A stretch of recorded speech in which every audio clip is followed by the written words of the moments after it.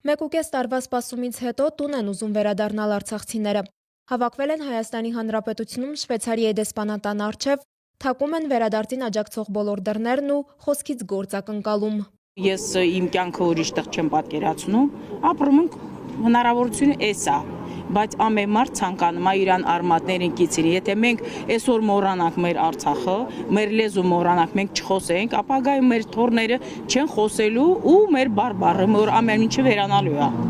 Հույս ունենք, որ վերջ կտնեն այս անգործությանը, հույս ունենք, որ գոնե մի ձև մարդասիրություն կամ իրենց ստանձած դերին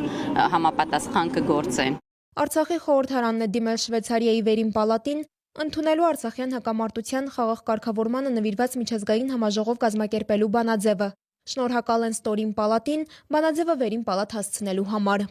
Շվեյցարիայի ազգային խորհրդի կողմից 24-42-59 համարի բանաձևի ընդունումը մեր ժողովրդին հույս է տվել, որ մենք նախնյաց հող վերադառնալը դեռևս հնարավոր է։ Կանտոնների խորհրդի արտաքին հարաբերությունների հանձնաժողովի հետագա հավաքությունը ավելի է ամրապնդել այս հույսը։ Այժմ, երբ բանաձևը մոտենում է իր վերջնական փուլին, մենք նայում ենք Շվեյցարիային, այդ հույսը կենդանի պահելու համար։ Մենք հարգանքով խնդրում ենք ձեզ չհակադրվել որոշմանը,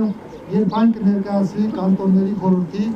2025 թվականի մարտի 18-ին։ Շվեյցարիան որպես չեզոք միջնորդ կարող է արցախցիների վերադարձի իրավունքի շուրջ միջազգային քննարկումներ նախաձեռնել։ Սա են ակնկալում բռնի տեղահանված արցախցիները, որ վերադարձի տուն գնալու իրավունք ունեն, բայց աշխարհն անտեսում է այն։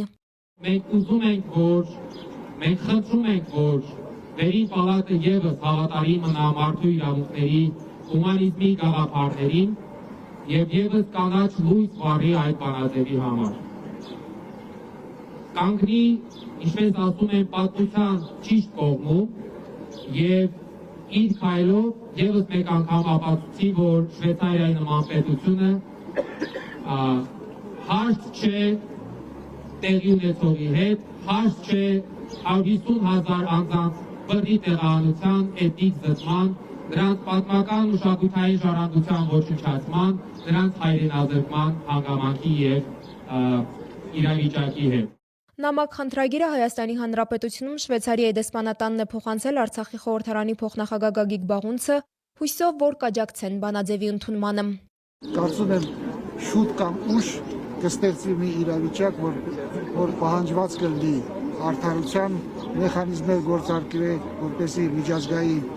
նորմերը պահպանվի, իրականացվի միջազգային